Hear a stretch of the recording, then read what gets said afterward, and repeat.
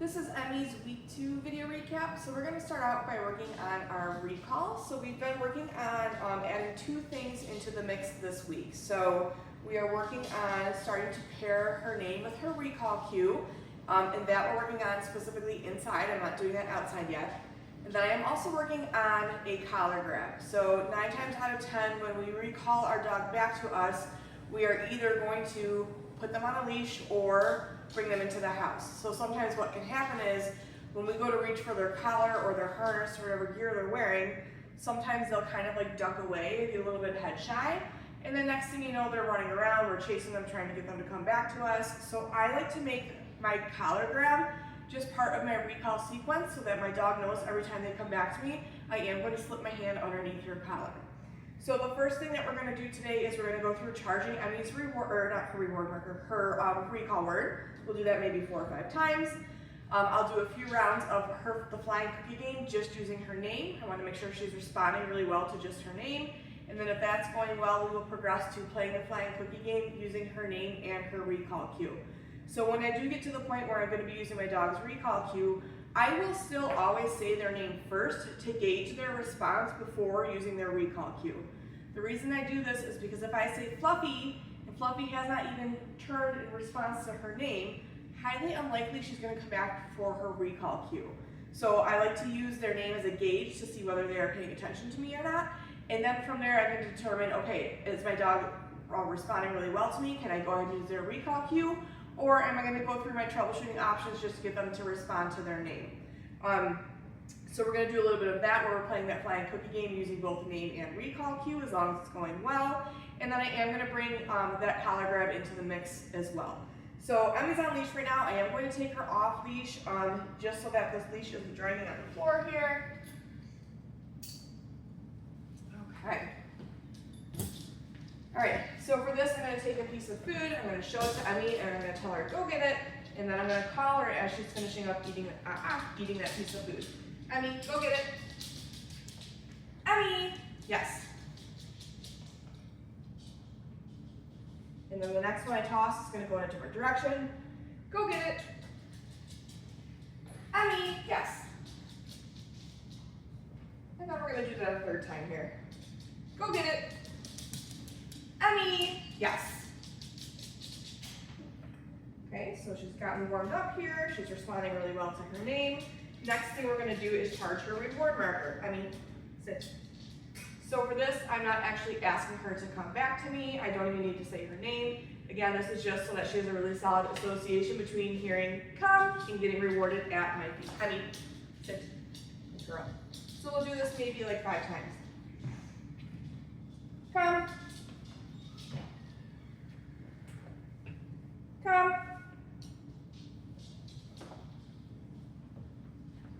Come.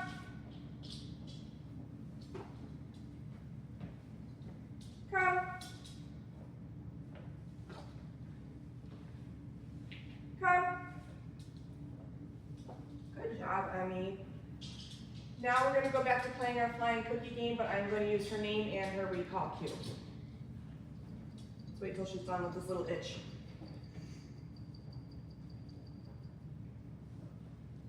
Go get it. Emmie, come. Yes. So there is going to be a slight pause between saying her name and her recall cue because I want to make sure she's responding to her name before I use that recall cue. Go get it. Emmie, come. Yes.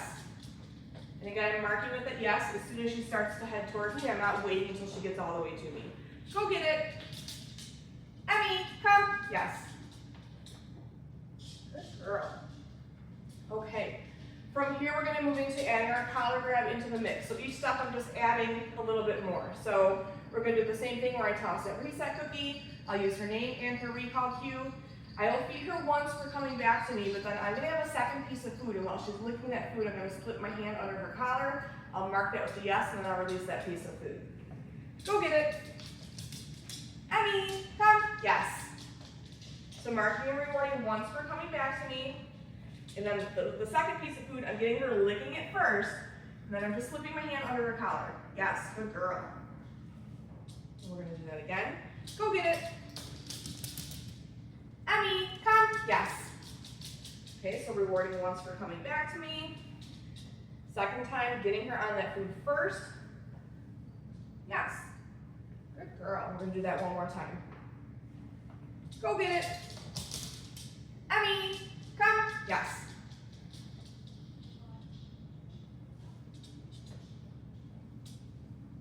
Yes, good job, Emmie. So in here, she doesn't have a leash on. It's a pretty low distraction environment. She's been really great at responding to her name while we're in here. Obviously, if you're in the garage or outside, I would have her on a leash, or if you're having a day where she's a little bit distracted, because your leash is going to be one of your troubleshooting options if she's not responding to her name and you need to get her to come back to you. But again, she's been doing really well with that, so that's why we're just practicing it without a leash on. Good job, Emmie. I've been starting to work on Emmie's recall stuff outside, so we do need to keep in mind that when we go into a different environment, a new environment that's maybe a little bit more distracting, that we kind of have to take our criteria back a little bit. So you could see earlier in the video inside we were charging our recall word, we were playing our flying cookie game, we were pairing it with her recall cue.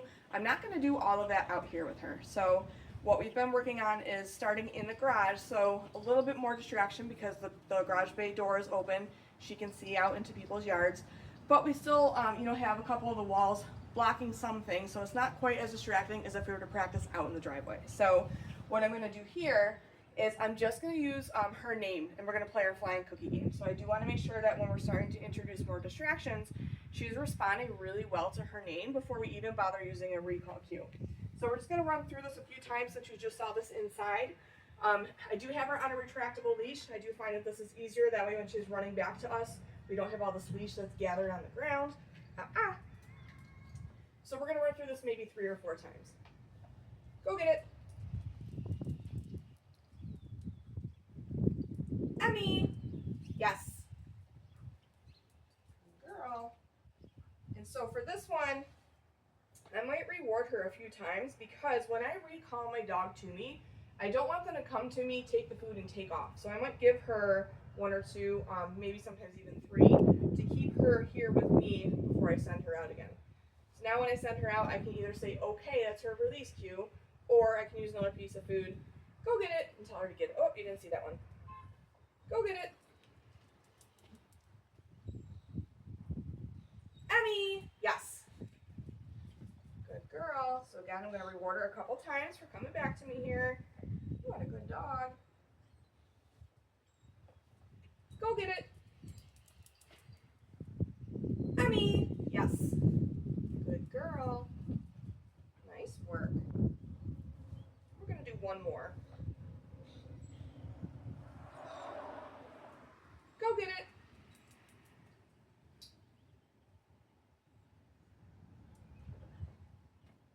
Emmie, yes.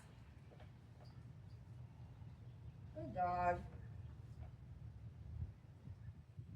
Okay, good girl. Go get it. Emmie, yes.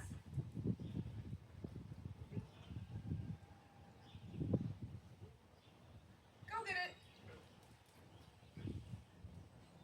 Emmie, yes.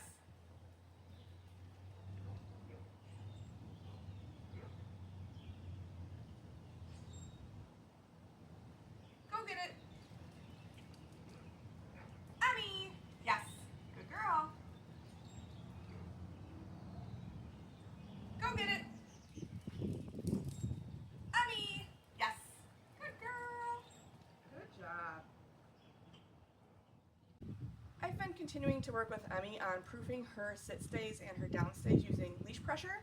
So this week we're practicing it out in the driveway.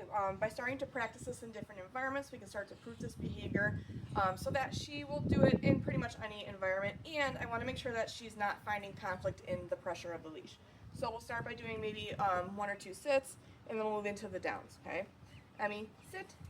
Yes. So again, upwards pressure at the same time that I cue her verbally to sit. And then as soon as her butt hits the ground, I'm releasing the pressure when I say YES, and then I'm feeding. And I am going to use her release cue to let her out of position. Okay. We'll do that again. Emmie, sit. Yes.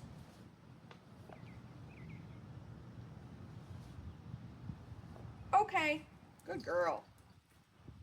Then from here we're going to move into our sit stays. So when I'm working on the sit stay, when she gets into position, I might use that good girl instead of YES because I'm not going to reward right away. I want to see after she gets into position that I'm able to take that step back, and then I'll come in and reward. Emmie, sit, good dog. Yes. Again, notice how my hand is nice and neutral. I'm not in my treat pouch when I step away. Yes. Sometimes if we step away and our hand is in our treat pouch, our dog wants to follow because they know we're going to be reaching for food. So I do try very hard to just be nice and neutral until I've marked her, and then I'll dip into my treat pouch. Yes. So we'll do that maybe 3 times. I think that was the 3rd one there. And then I'm going to release her. Okay. And then we're going to move into our downs. So remember, with the down, we need to hang on to the leash very close to where it's attached to her collar, otherwise she won't feel any of the pressure. And the reason I'm teaching her this is because I want to use this for her demand barking. So when she starts her demand barking, you can put your foot on the leash, tell her no, down. Let's see, I'm very gentle with this, right? But now she's in this down position, and then I will hold her here until she settles. And then I'll just let my foot off the leash and see if she can make better choices, okay? I'm going to use her release cue here. Okay. All right, so let's run through down real quick here. Emmie, down. Yes. What a good girl.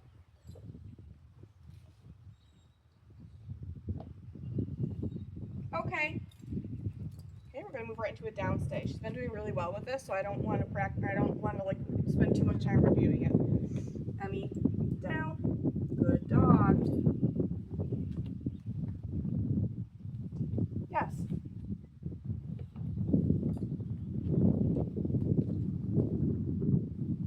Yes.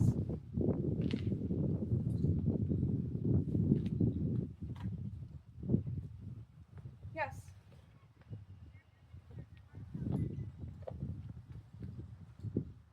Okay.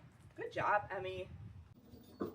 I've been continuing to work on Emmie's door manners, mostly with the garage door. We've been doing a lot of practice in here just because I can shut the other door and make sure that the cats aren't accidentally getting out.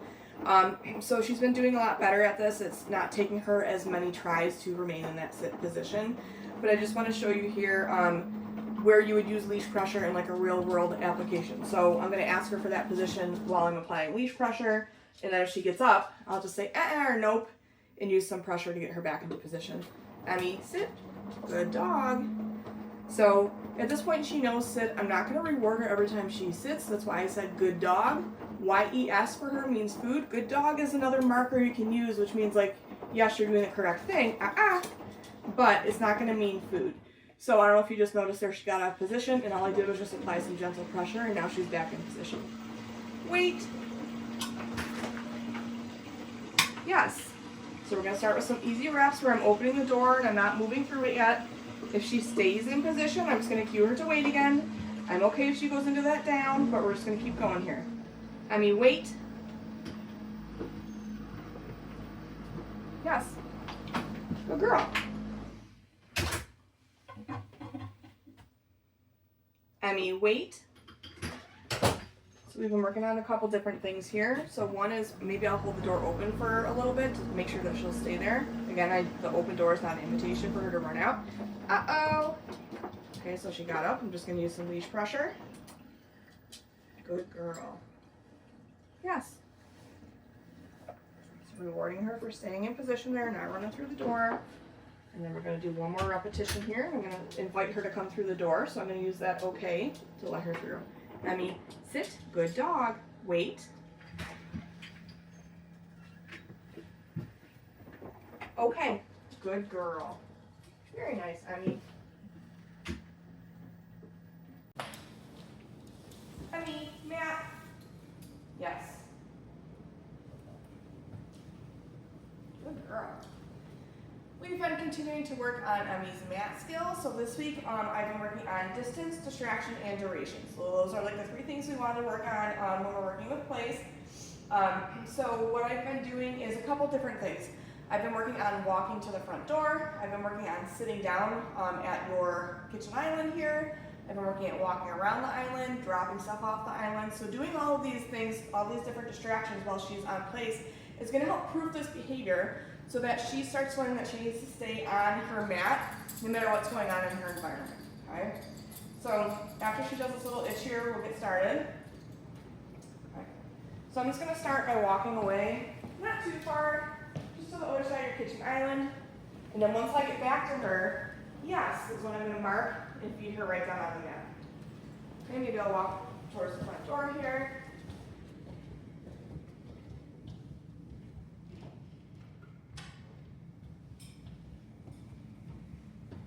Yes.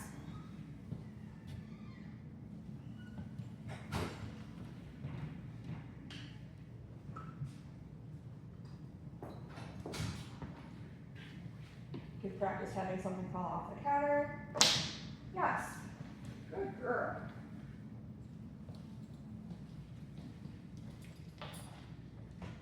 Uh-oh. So if she does get up, I'm just going to get her back onto her mat here. But I'm not going to feed her right away because I don't want her to learn that all she has to do is get off the mat and go back on and she'll get food each time. So if she makes a mistake and I have to help her, she's not going to get rewarded immediately for it. I'll do an easy repetition, meaning maybe I'll just take a couple steps away from her, and then I'll come back, yes, and reward her.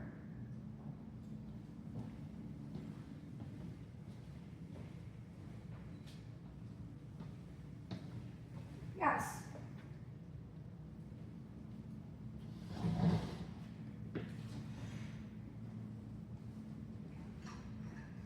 Pretend I'm rummaging through something. I just want to see that I'm able to disengage from her and that she's going to stay on that mat. Because it's obviously, yes, it's not going to be realistic to always have eyes on her, always be facing her while she's on this mat. So again, I just want to make sure that she's pretty solid with this when I do have my back turned towards her and I'm not right next to her. Yes. Go walk to the front door again. Maybe I'll open it this time.